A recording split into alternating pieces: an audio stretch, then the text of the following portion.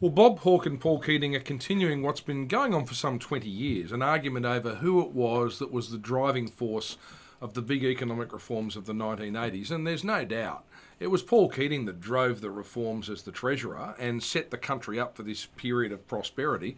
But it was Bob Hawke as the Prime Minister that allowed it to happen because he was so popular. He ran the government very effectively. It's ridiculous that they're still arguing, but you know what?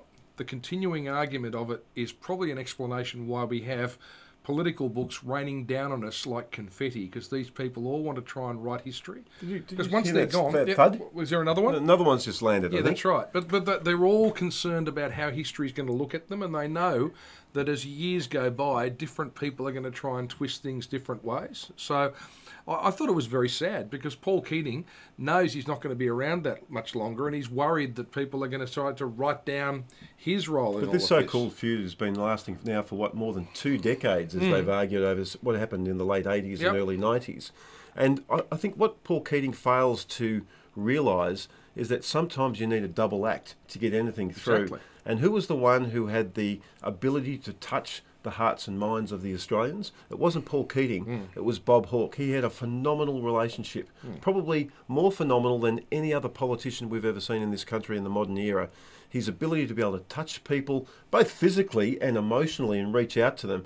And he was one of those politicians who people just looked at, and no matter how larrikin-esque he got during his career, they just went, well, that's Hawke. Yeah. In a way, it was like Shane Warne of politics, wasn't it? And examine his political record, 83, 84, 87, and to an extent 90, he won those elections. He went out there, argued his case, and he won the elections. It wasn't one of those elections where people held their nose and voted for the government because they didn't like the other side. You can say in a very real sense that Paul Keating's win in 93, which was characterised by some of the sycophants around him, was actually a result of John Hewson just being too bold in his huge program he put forward. So people thought, well, no, that's a step too far for us. So they did hold their nose and voted for Keating.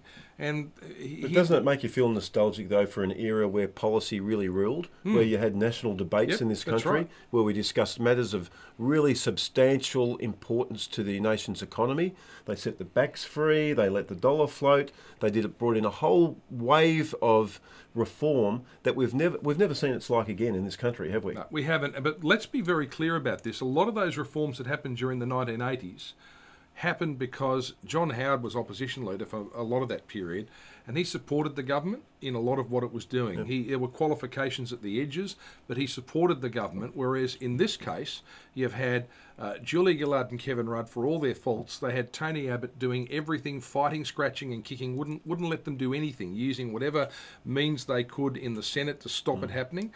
Now, you've got Tony Abbott and Joe Hawke in whatever way they're trying to reform the economy, and they've got a few ideas in terms of the budget. I think a lot of them are misguided, but they can't get anything done because the opposition's in a very quiet way saying no, and you've got this circus in the Senate. So, harking back to the 80s, it is nostalgic, but it's also making you think that we are not being well served at all by what we've got at the moment. And the more Paul Keating protesteth, I think he protesteth just a little bit too much.